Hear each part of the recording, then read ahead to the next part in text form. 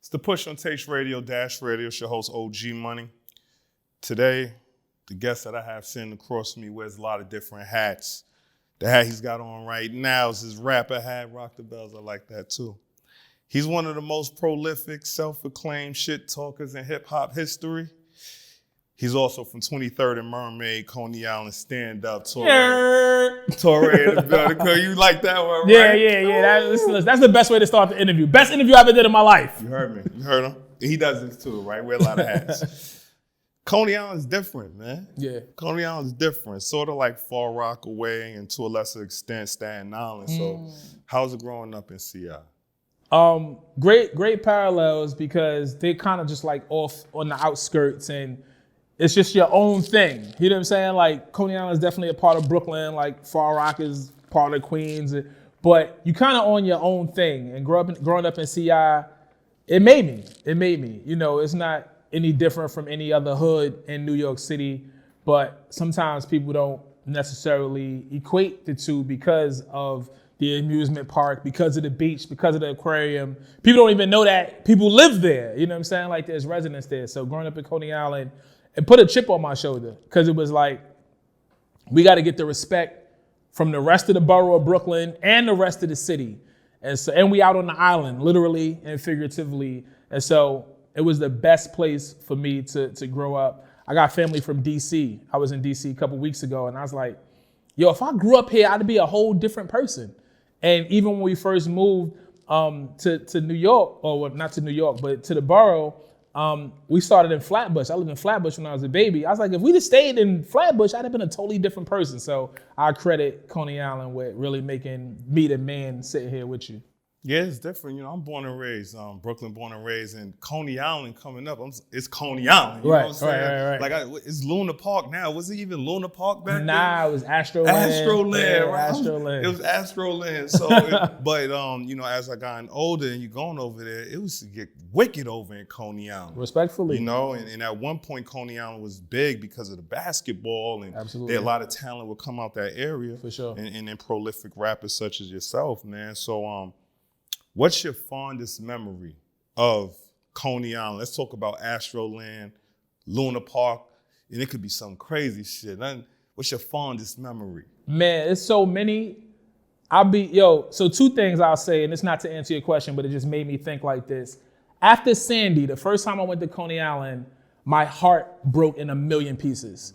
My whole childhood, everything was just upside down. Every corner, every block in Coney Island is a memory for me. I remember I fell here. I remember I kissed a girl here. I remember they pressed me over here. I remember I rapped right here. Like, that is my entire childhood. So to see it after Sandy was definitely like heartbreaking and devastating. Now, when I go back, I feel like I get recharged. I feel like it gives me like this boost of energy. My wife laughed at me. My kids laugh at me like, yo, you love Coney Island. I'm like, yes. I do. This is my home. This is my place. So anytime I'm there, it's always love, and I thoroughly enjoy it all the time I spend there. I still go get my hair cut at Coney Island, and when I got time to post up, I still post up and talk to my day ones. So it definitely means a lot to me. As far as fond memories, bro, like it's a million. It's smashing under the boardwalk. It's like being on a payphone with my McDonald's check in my pocket and somebody trying to run my pockets. It's the first time I ever rapped at Bro Day on 23rd Street. It's seeing Steph come in the center, Stephon Marbury come in the community center and hit 30 3-pointers in a row, half court. You know what I'm saying? Like, it's chock full of everything. And it's my first time recording, hearing myself rap. Shout out to my brother Sylvan. So yeah, you know, to answer that question, it's 1,000,001. I'm still stuck on the smashing under the ball. That's to be a dirty motherfucking beat. Just sand on your nuts.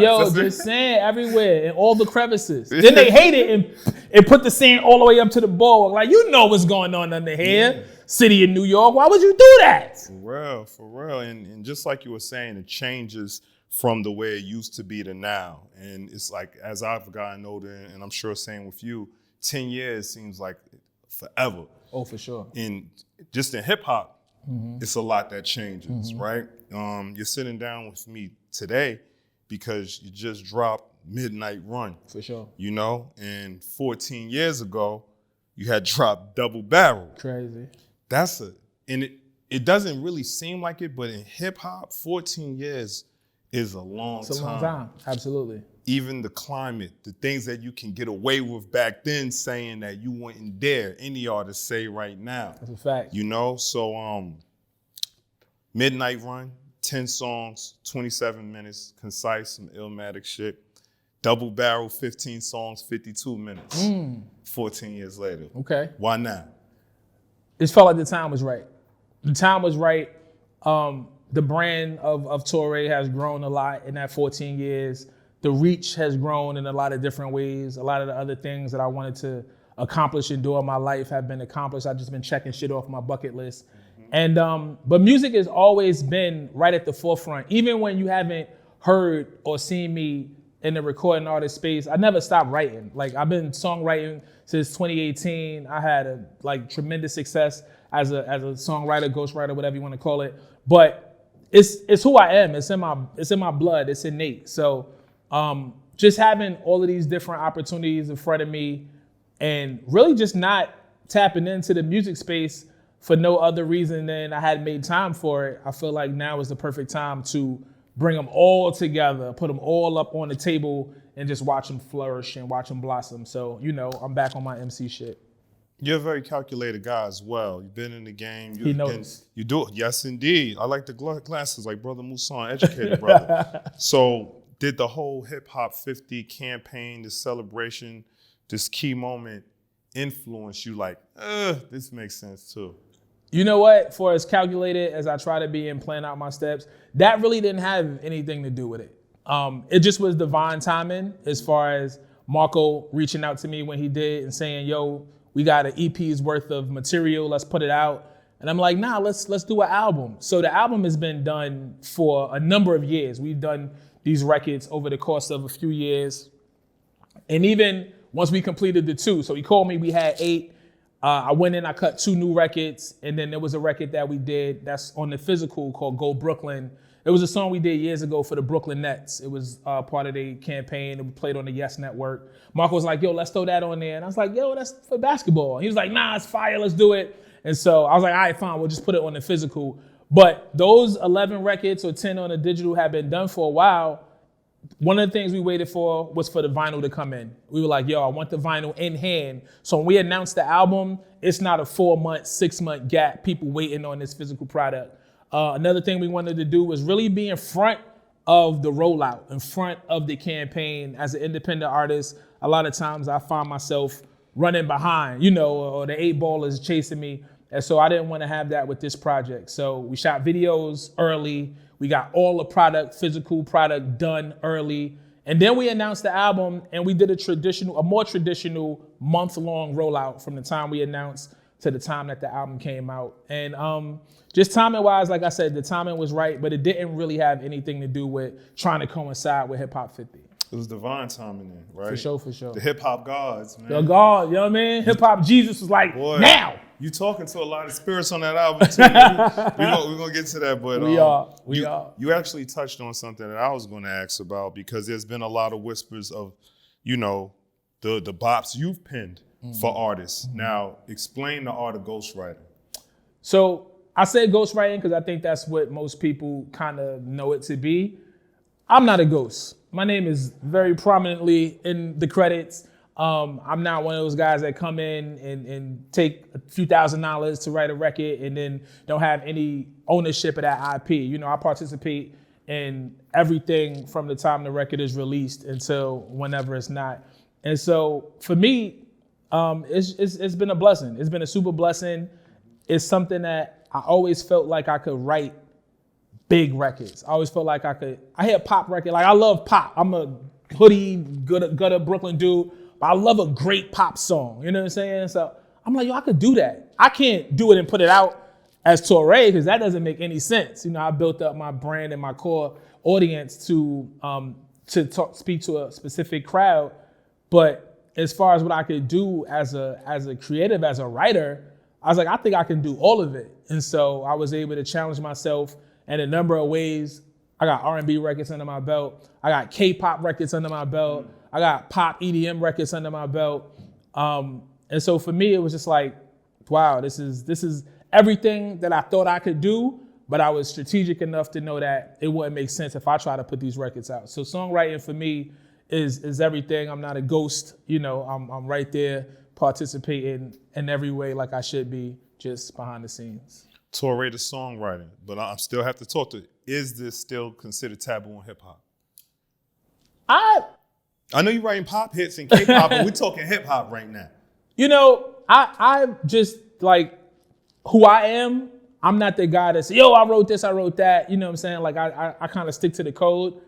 But I think that when you're making songs, and we were all raised in the hip hop space to, yo, you got to write your own shit, you got to pen your own shit. But as I've grown as an artist, I realized that to make the best possible song, sometimes that might take collaboration, and there's nothing wrong with it. So would I have anybody write my rhymes? No, but to come in and contribute ideas or maybe choruses and bridges and things like that to make the best overall record, I don't think there's anything wrong with that.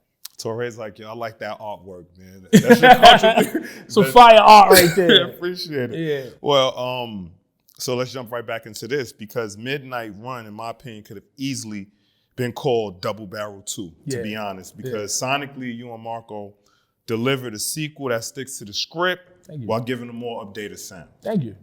All right. Yeah, I appreciate that. The only reason it's not called Double Barrel 2 is because I just want to be more creative than that. It's Double Barrel 2. It's like if you watch a movie and then you press play on the sequel right after. That's what this is. It picks up, it continues where that story left off. But if this movie was ended in 92, then this movie picks up in 93 and goes on. It goes forward. So that's just where we are with the music. But yeah, it's, for all intents and purposes, it's Double Barrel 2. It's crazy because there's been so many in sequels in hip hop that the time lapse, not that the music isn't great, but calling it a sequel, and it kind of disappoints because they go in a whole nother direction. Mm-hmm. This is a real sequel. It feels like a sequel. Yeah, for sure. That was intentional too, not to call it Double Barrel 2, although we could have, but not to stray too far away from what the people know the brand to be. When I'm doing the Torae album, I could be introspective. I could try some other shit. I could bring in the flutes. I could have Saul Williams on poetry. I could have Tidra Moses singing some pretty sexy shit. But for me and Marco's brand of hip hop, I thought it was very important for us to stick to what people knew it for. And although it's a niche audience, I didn't feel like trying to deviate too much from that would do us any good. I thought it would do us a disservice. And Marco agreed. And so I'm glad that people are receiving it the way that they are, because that's exactly what I intended. I'm like, yo, if you love the first album, you're going to fuck with this. It's that same vein. It's that same brand. We just in 2023 now. Now, why Midnight Run? That's a classic De Niro flick, and not one of the traditional for those that love De Niro. It's more of like a comedy, but it's a great. So what was the thought process behind like Midnight Run?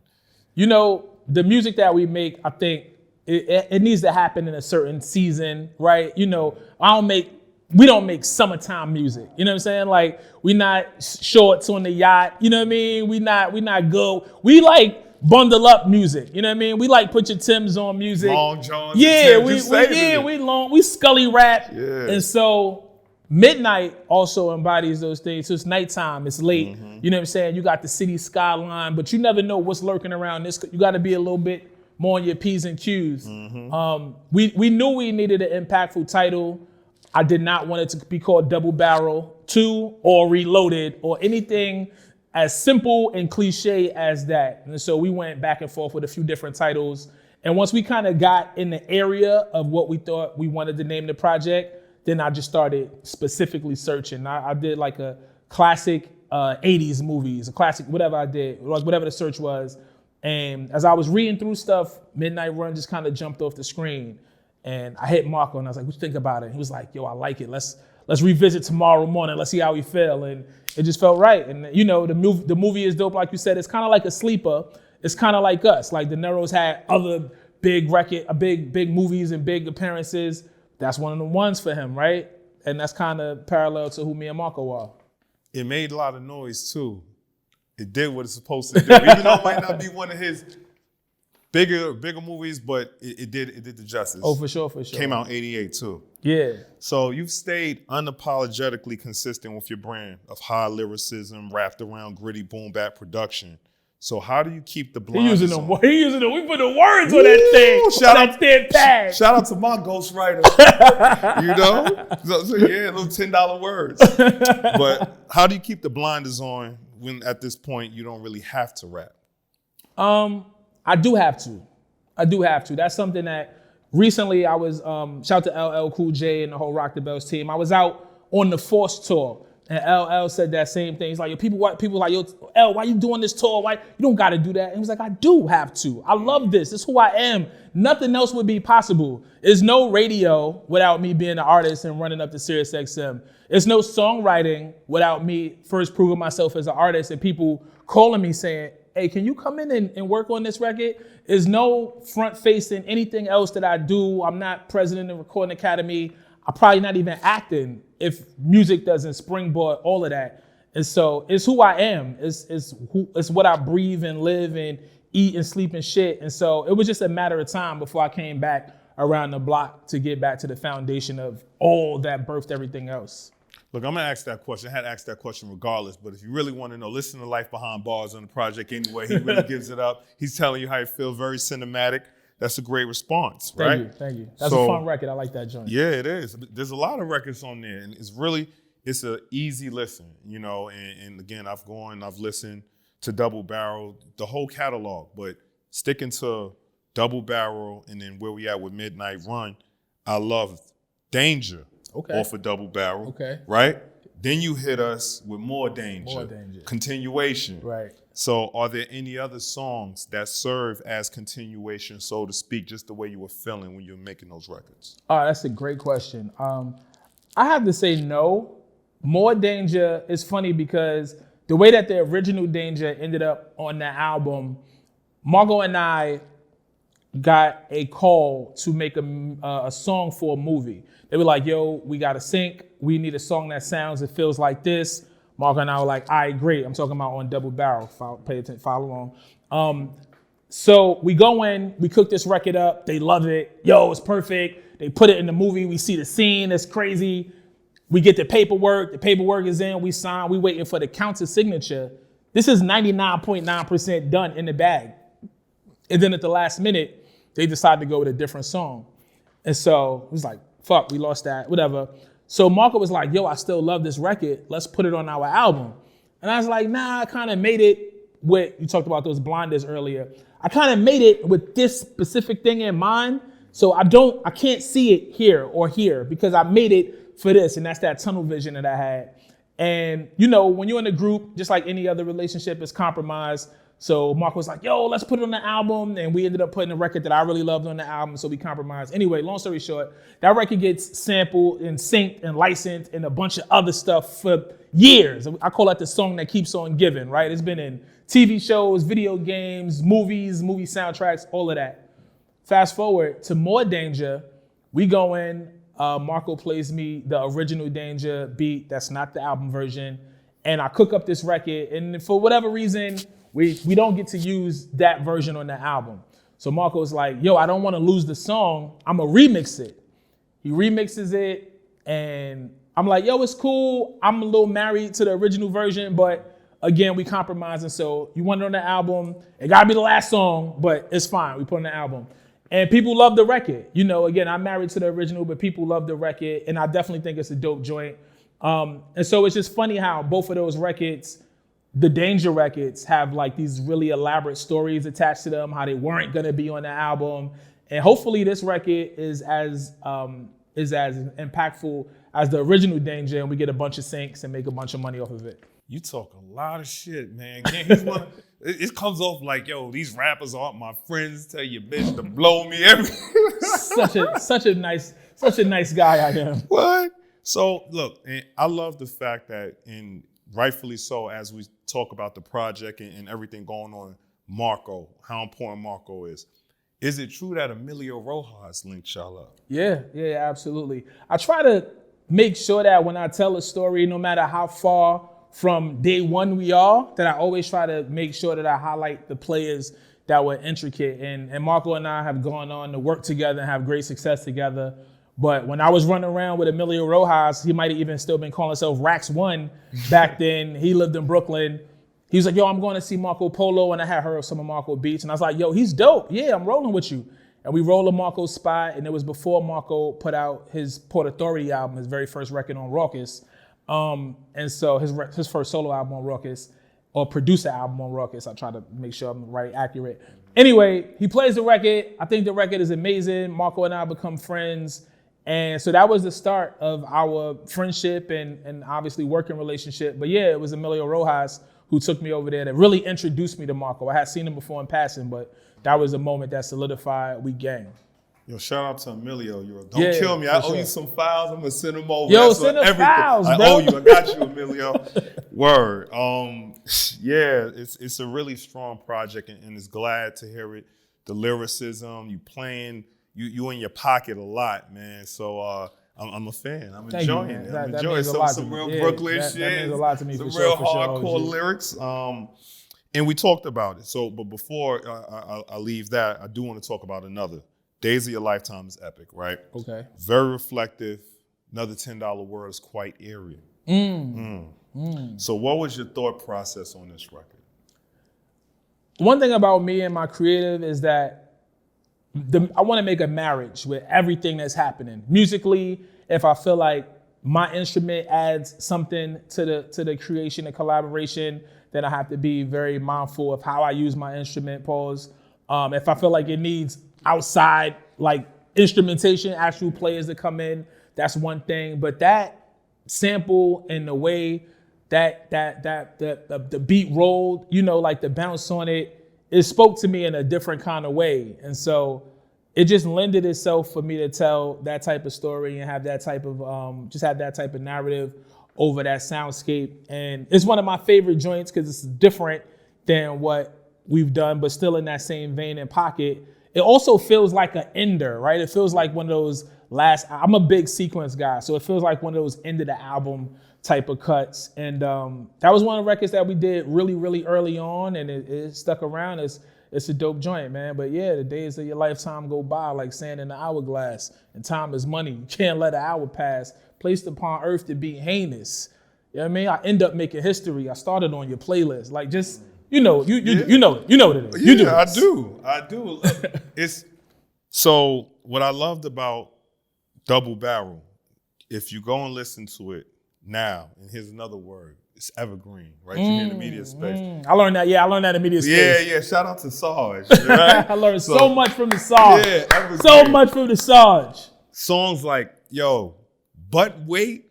Right now, you could play it, and everything that you're talking about, even though the hook alone is happening right now. It's evergreen. Yeah, so the continuation of it, and we're getting a lot of these moments on the album right now. You're not jumping into all the crazy lingo. You might timestamp it, right? And you're just talking and speaking, which is it's great, man. So I applaud you for that. Thank you. Now, the hats that you wear, he's a lyrical shit talker. Radio host, yes. Media personality, yes. Thespian, yes. Not lesbian, pause. But yes, too, that. That too. But I really want to know about your responsibilities as the president of the NY chapter of the Recording Academy. We're talking big Grammy. So what are some of those responsibilities? How do you get that title? Well, it's a voted in title, so I had to, there's a board of governors in the 12 chapters of the Recording Academy. And so you get it by showing up and putting in work and being present and being a contributor to the culture and to the music community, right? It's not about a hip hop thing, or R&B thing, or pop thing. It's about contributing to the music community and ecosystem. And so I'm gonna try to give you like the short abridged version of the story. But in 2016, I put out Entitled. I really love that body of work. I was like, how you get nominated for a Grammy? Like, what that mean? I'm an independent artist. I made this album in my own company, out in my living room with my Wi-Fi. What's the next, So I reached out to my brother, Reg West, and he put me in touch with some people at the Recording Academy. And from there, I learned what the Recording Academy was, and that it wasn't just the Grammys, and that it was also Grammy U, and that it was also Music Kids, and that it was also Grammys on the Hill, and that it was also all of these different things.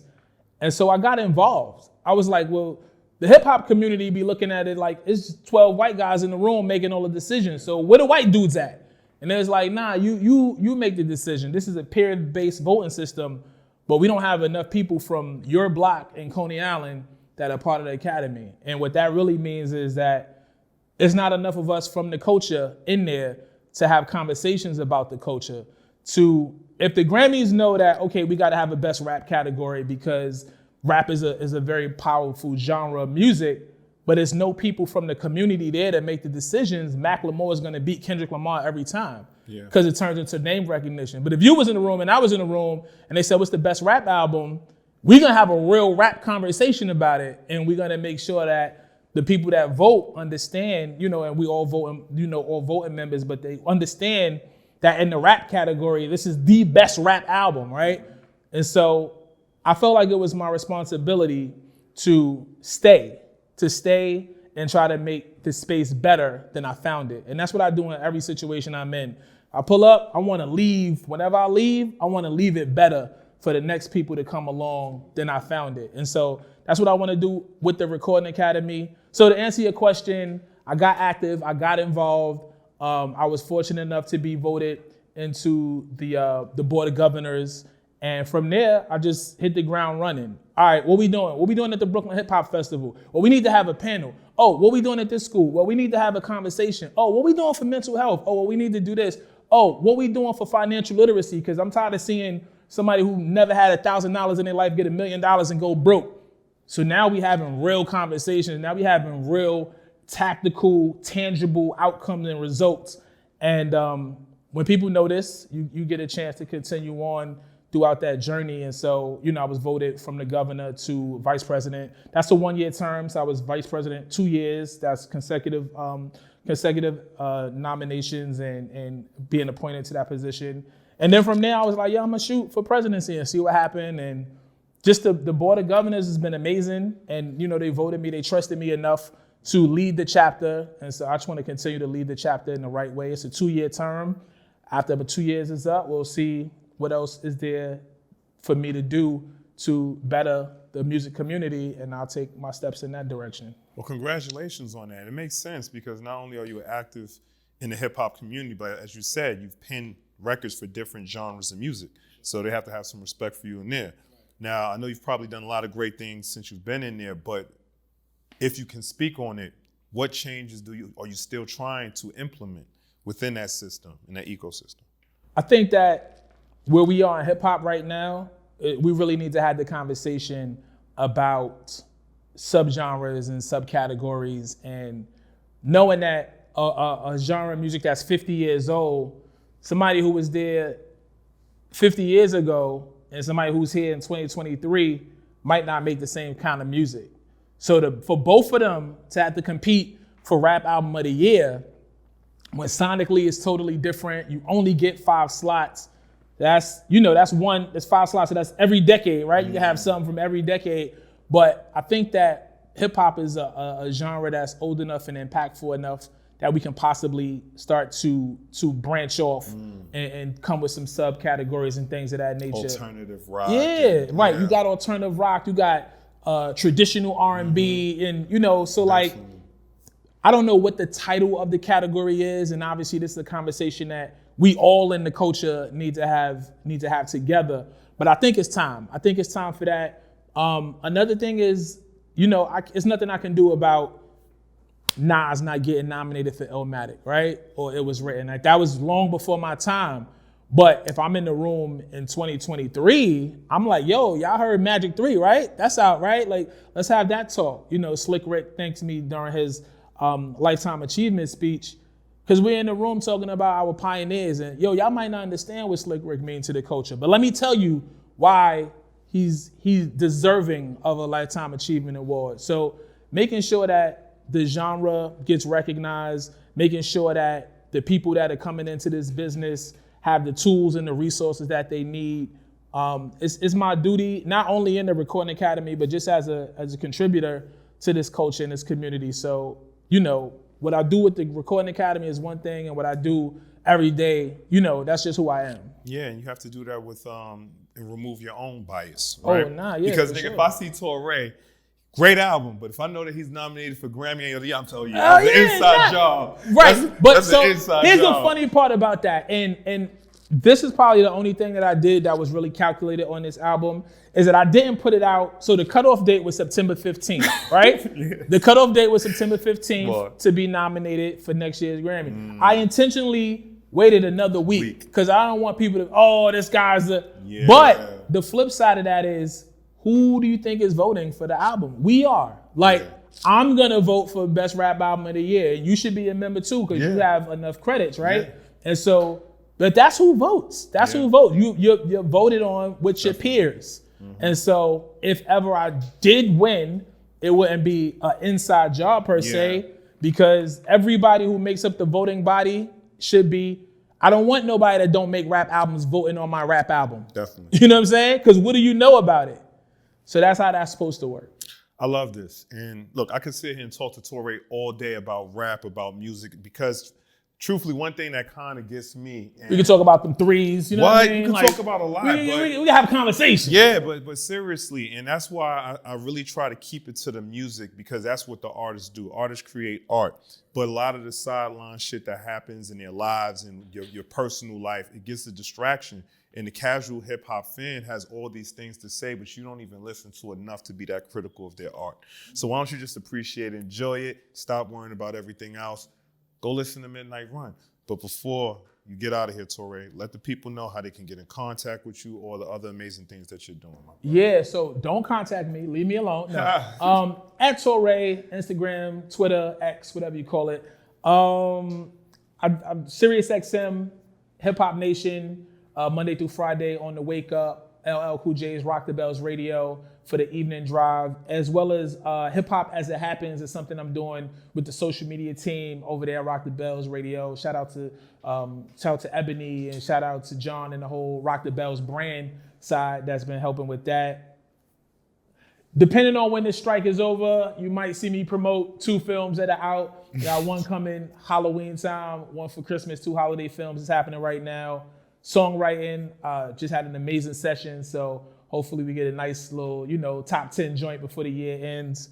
And just grinding, man. Just grinding. Recording Academy business, Torae business, family business, life business, Coney Island business. You already know the vibes. Big Coney Island business. And again, you done know. This could be a 3-4 part interview, but I really wanted to focus on the body of work that you did. And it's a really. Speaking of that body of work, let me just in case that people don't know what you know what I mean? In case that people don't know what it look like. You know what I mean?